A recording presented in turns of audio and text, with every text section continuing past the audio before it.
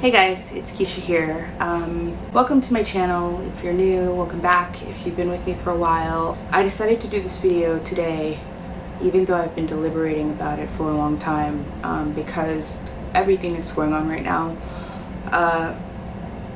this is not a conversation about Trump. I don't want to talk about him very much, but he's going out there saying don't be afraid of the virus, and I'm one of those people who got it back in March and did not have the luxury of having the degree and level of medical attention that he has had, and all of the medicines that are available, the options that are available now that were not even in existence back then.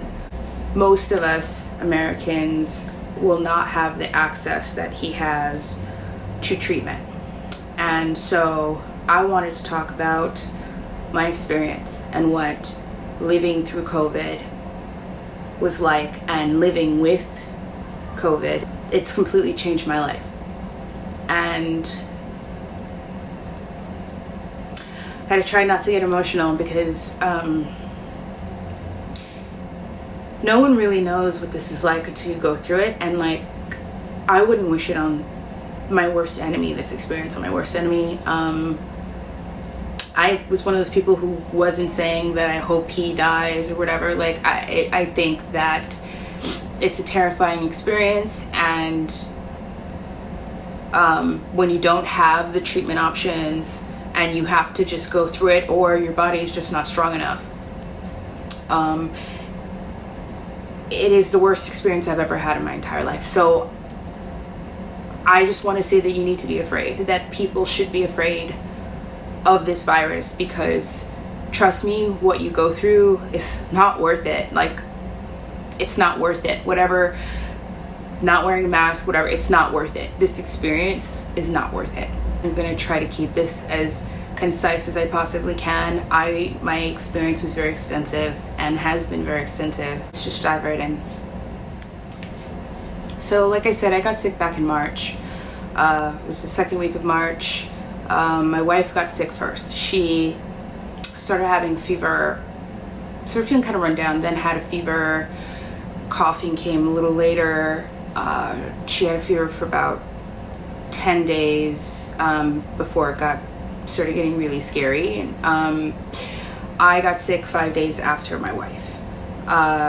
She ended up in the hospital for 8 days. I started feeling really run down, and then I felt better for 2 days, then I felt run down again, then I felt better for 3 days, and then it was like I got hit by a Mack truck. It was just like slam, crippling fatigue, the worst fatigue I've ever experienced. I could barely get up to go to the bathroom.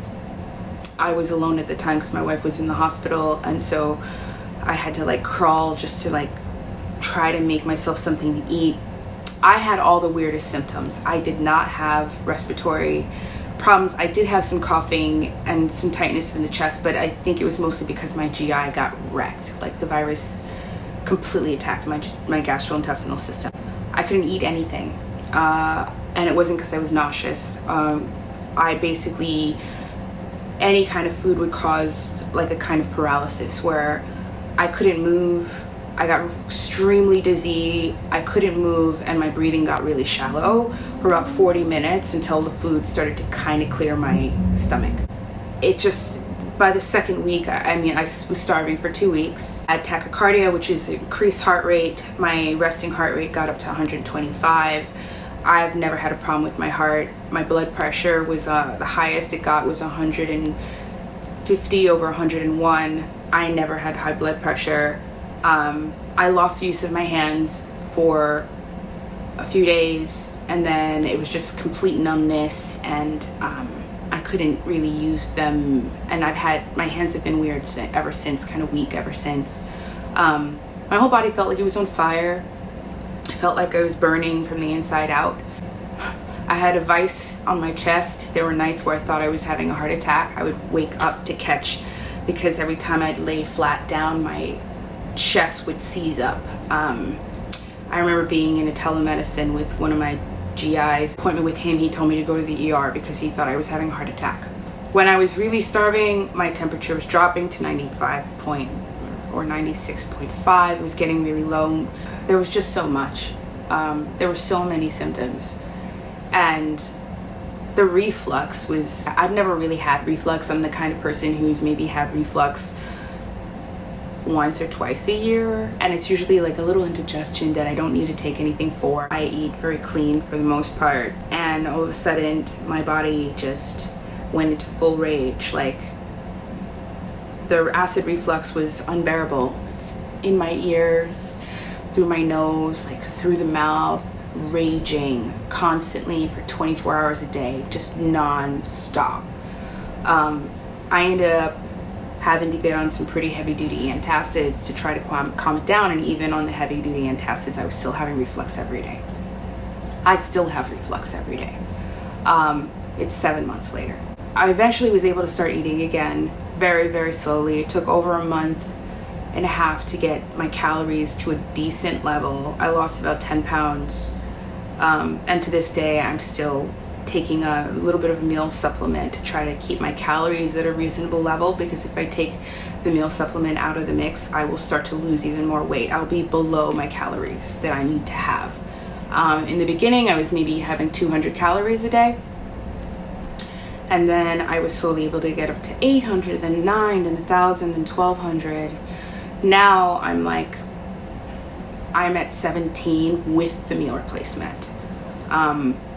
And my body seems to need food constantly. I have to eat constantly. At one point, it was so bad that when I could finally eat, and all I could eat was like sweet potatoes and, white rice, I would have to have little bowls prepared every 2 hours throughout the night. So I wasn't sleeping. Didn't even get into the fact that I had raging insomnia. I could not sleep to save my life. The first week and a half, I didn't sleep for 8 days straight. So what's happening now?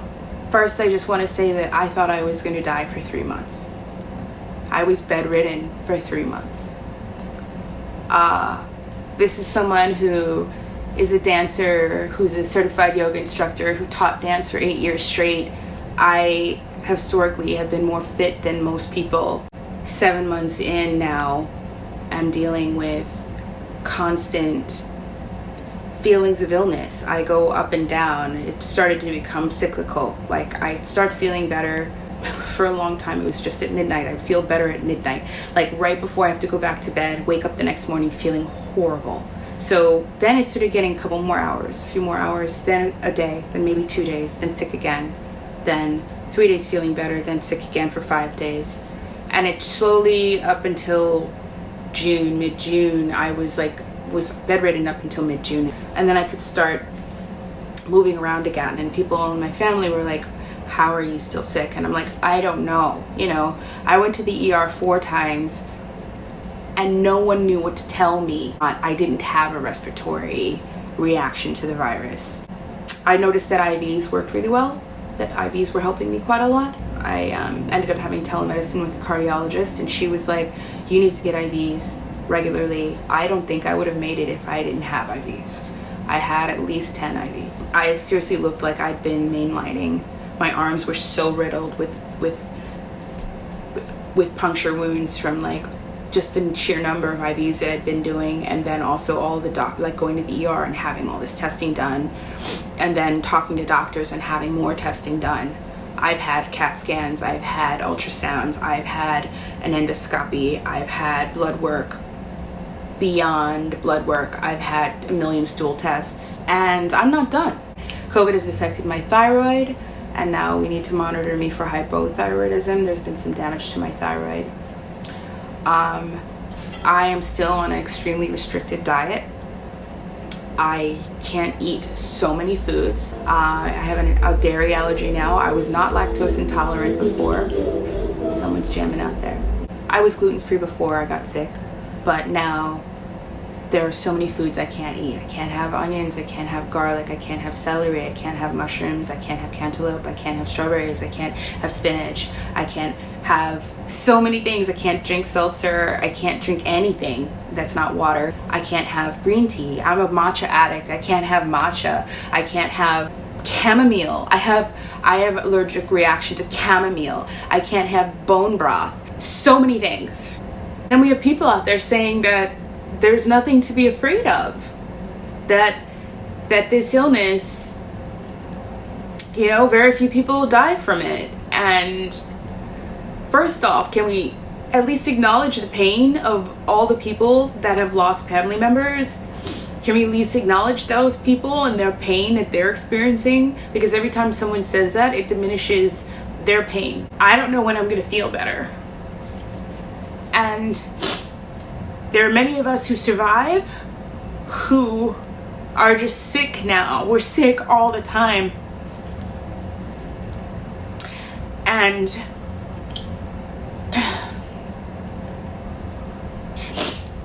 my current life is that I have post-exertional fatigue, so I can't do a lot of things. Like, I'm physically unable to do a lot of things. Right now I'm working on just being able to go up a flight of stairs. Sometimes it could be washing the dishes that's too much, and what happens is I have crippling fatigue. I get really, really dizzy. I get tachycardia, my heart starts racing, really racing. I have light sensitivity. My brain just doesn't function the same. I can't think. I can't finish my sentences. I can't find words. Sometimes I can't even watch like a movie. Like, I can't tune out. Like, things get too much and I have to shut everything down. I have sleep disturbance, and it gets worse when I get sick, when I have a relapse, basically. In July, when I made my last video, I thought I was coming out of it. I was feeling a lot better. A week and a half later, I relapsed, and it took a month to climb out of that. And then 5 days feeling good. I got a respiratory infection. I got a sinus infection. Took 10 days to get out of that, feeling a little bit better. 3 days later, started feeling sick again. I've developed a issue with histamine intolerance. So it's allergy season now, so I get even sicker in relation to the allergies in my body. Histamine intolerance is a full system problem that I'm not even going to get into here. If you're curious about it, you can look it up. A lot of COVID survivors are dealing with histamine intolerance and a condition called mast cell activation syndrome, which I'm waiting to get a diagnosis on. My dietitian and my cardiologist feels that that's what I'm dealing with. I can't work. I haven't worked in 7 months. I have a Fitbit now just so I can monitor my heart rate and make sure it doesn't go too high. I can wake up and have my heart rate be 96. Today I was putting my hair up in this ponytail and it jumped to 111 just putting my hair up in a ponytail. My doctors feel that I have nerve damage, so my autonomic nervous system was damaged from the virus, which is why I also have these issues with fatigue and when I do too much. And it takes a long time to recover. My doctor told me I should be planning for a minimum of another 6 months before I balance back out. So, moral of the story is it worth going through all of this if you've made it through this whole story? It got really dark because I think it's about to rain. Not everyone who gets sick has serious pre-existing conditions. A lot of people are just starting to talk about the rest of us, the long haulers, those of us who've been sick for as long as I've been sick, and what it has done to us. Wearing a mask and social distancing, just in the off chance that you might be another one of the, I don't know, thousands and thousands and thousands of long haulers who are now still dealing with long-term effects of this virus. Like, what's it worth? I'm in a support group for COVID survivors. There's 14,000 people in that group. Try to think about other people. You like my wedge? That's what I sleep on every single night now, so that I don't have raging reflux. I'm not posting this video because I'm looking for pity. I'm dealing with it as best as I can. All I can do is try to get through and go day by day and take it one step at a time. And I wasn't going to post this video. It's been 7 months. I've been sick for 7 months and I did not make anything.